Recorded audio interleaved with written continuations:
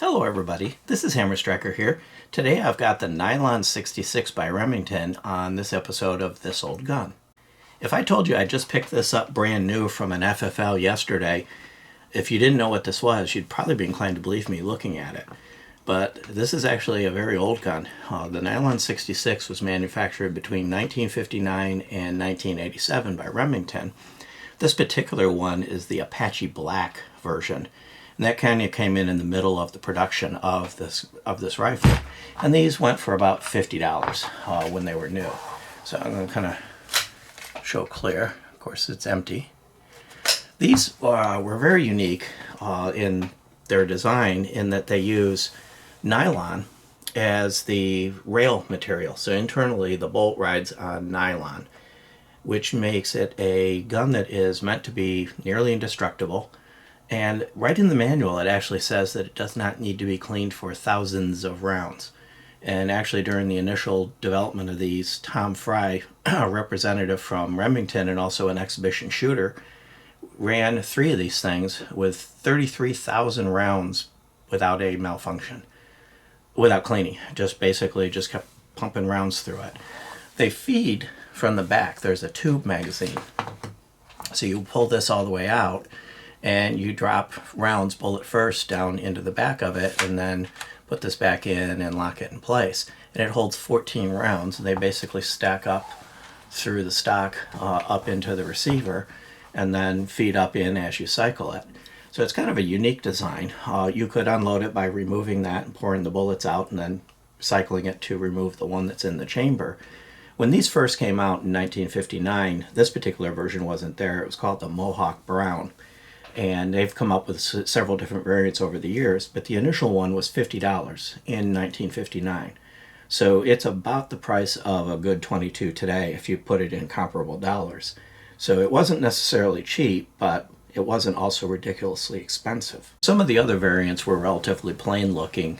This one's got chrome on the receiver, the barrel is chromed, where you can see the barrel's chromed.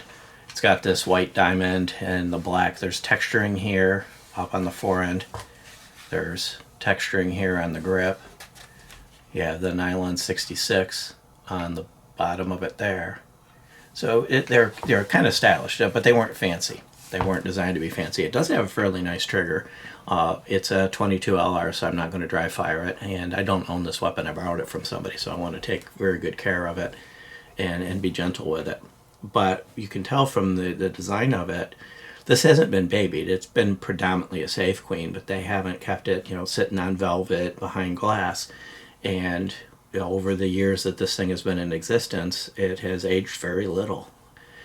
Chances are pretty good if you're, older generation, your first gun to fire may have been one of these. You can see here there's ridges for a scope mount. In fact, there was a variant of this that came from the factory with a 4X scope pre-mounted.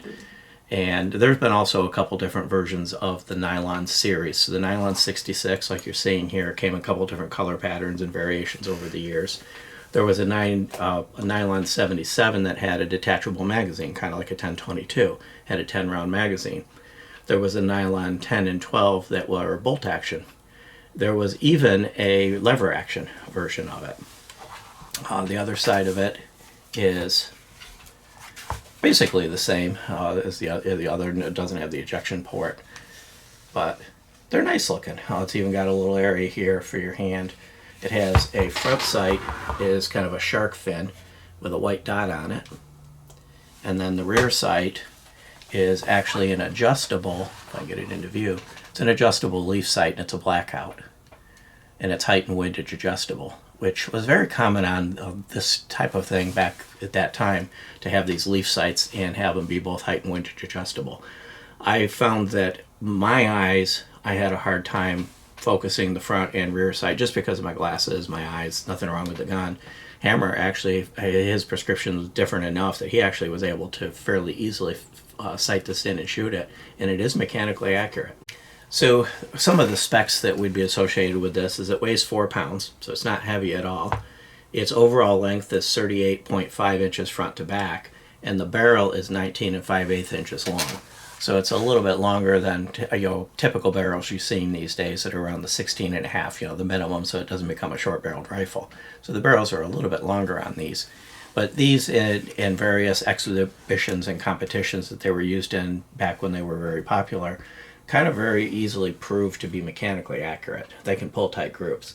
I'm willing to bet you if there was a scope on this that would help me avoid the issues that with seeing the sights, I probably could have pulled exceptionally tight groups with it, because it does seem to have that accuracy, and it has a track record of that accuracy. So again, being produced from 1959 to 1987, they had a fairly long run. They produced over 1 million of these things, over 220,000 of this specific variant that's in my hand, and like 680,000 of the other variant, the original, the Mohawk Brown. From a safety perspective, it's your typical rifle tang safety. So fire, safe.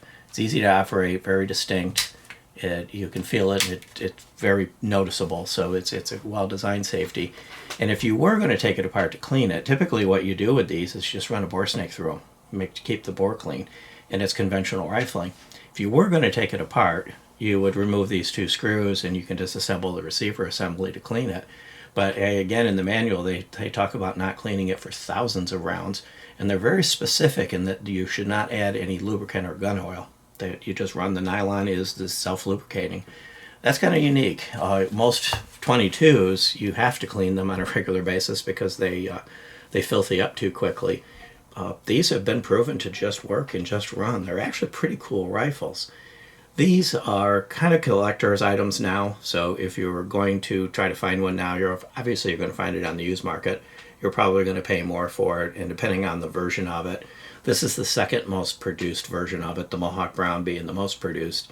As you get into the others that fewer and fewer were produced, you probably will end up paying more and more for them, based on their scarcity. And when these were new and they came out, they would have a sticker here basically saying they had a lifetime warranty against warping, cracking, any kind of malfunction. You just basically send it back and they'd repair it or replace it. So, they had a full lifetime warranty. They were so convinced that these were virtually indestructible. Now, obviously, they're not meant to be dropped out of helicopters and stuff like that. But as far as normal behavior, normal use, cleaning it every several thousand rounds, they were designed to hold up and hold up well.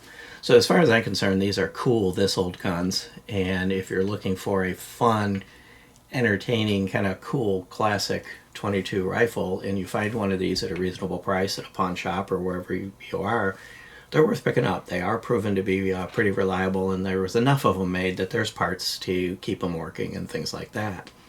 Beyond that, if you like our videos, please give us a thumbs up, share, subscribe, click that bell up there to be notified if you do. Check us out on Facebook, Instagram, Player, Rumble. We're pretty much everywhere. And thank you.